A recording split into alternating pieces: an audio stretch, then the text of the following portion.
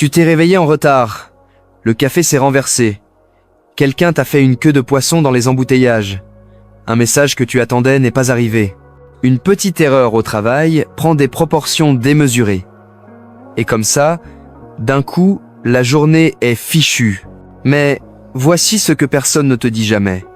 Ce n'était pas les embouteillages, le café ou l'humeur de cette personne. C'était toi. Tu as abandonné ta paix comme si elle ne valait rien. Tu t'es laissé briser par ce qui n'est même pas fort.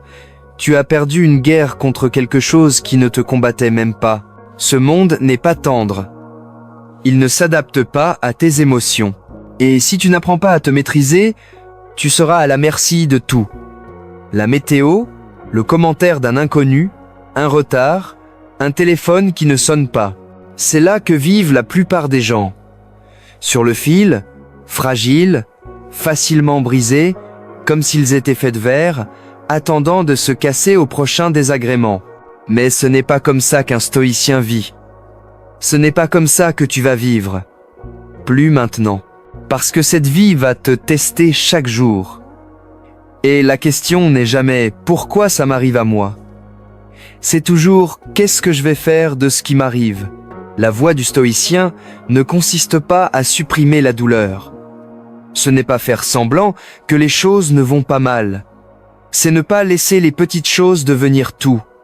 C'est garder ton centre quand le monde autour de toi tourne. Marc Aurèle a écrit « Si tu es troublé par quoi que ce soit d'externe, la douleur ne vient pas de la chose elle-même, mais de ton estimation de celle-ci, et tu as le pouvoir de la révoquer à tout moment. » Relis ça. La douleur, c'est ton estimation. La colère, la frustration, la déception, elles ne sont pas automatiques. Elles sont choisies. Et c'est la chose la plus difficile que tu apprendras jamais. La plupart de tes souffrances sont auto-infligées. Tu as donné à un moment le pouvoir d'empoisonner toute ta journée. Tu as laissé une personne qui n'a même pas d'importance déterminer ta paix. Tu as donné à un retard, un commentaire, un pépin, le droit de commander tes émotions. Et pourquoi ? Quelques secondes de défoulement, une réaction dramatique qui n'améliore rien. Tu ruines ta propre énergie et tu appelles ça justifié. Mais laisse-moi te demander, que te coûte-t-il de toujours prendre les choses personnellement ?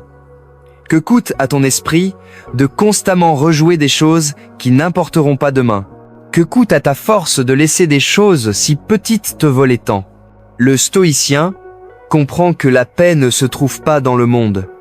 Elle se construit à l'intérieur. Et ce que tu permets de te déranger révèle ce qui te contrôle encore.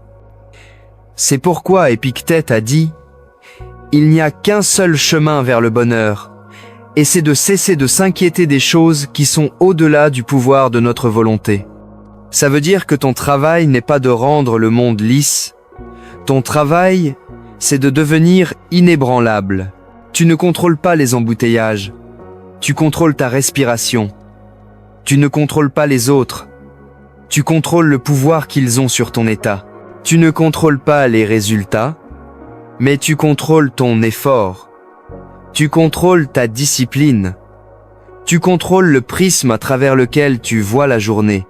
Il y a une guerre entre la version de toi qui réagit à tout et la version de toi qui observe, respire et ne répond que quand c'est nécessaire.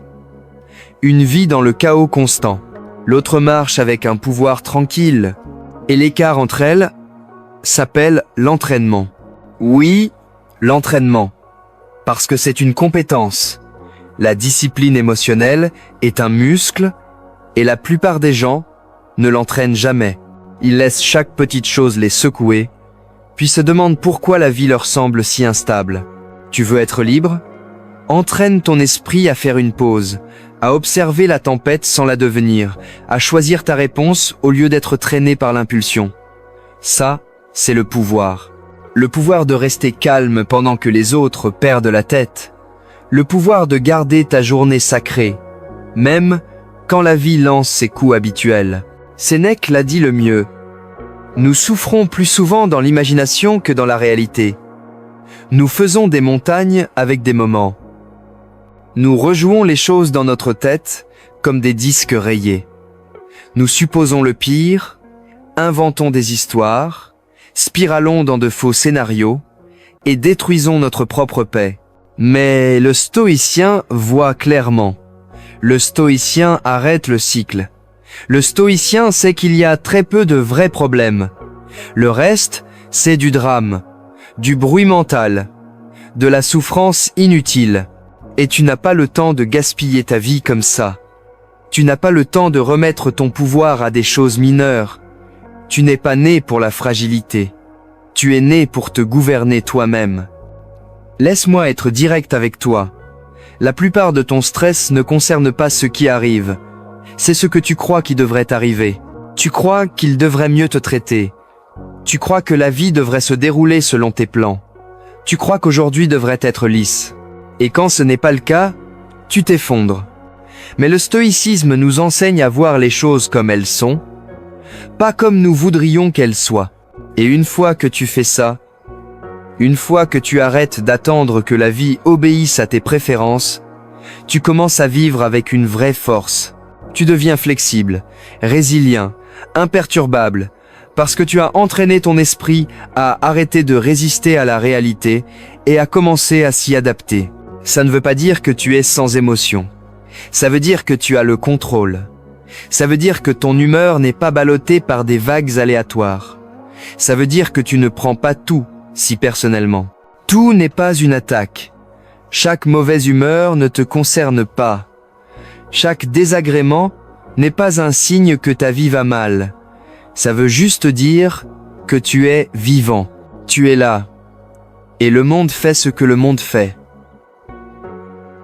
Ne laisse pas ça ébranler ton âme. Quand tu peux traverser une journée pleine de bruit et encore entendre tes propres pensées, c'est de la discipline. Quand quelqu'un te manque de respect et que tu réponds par la sérénité au lieu de la vengeance, c'est du pouvoir. Quand la journée s'effondre mais que tu restes composé, c'est de la vraie confiance. Pas bruyante, pas tape. L'œil, juste calme, centré, intouchable. Le monde moderne va te tenter de surréagir à tout.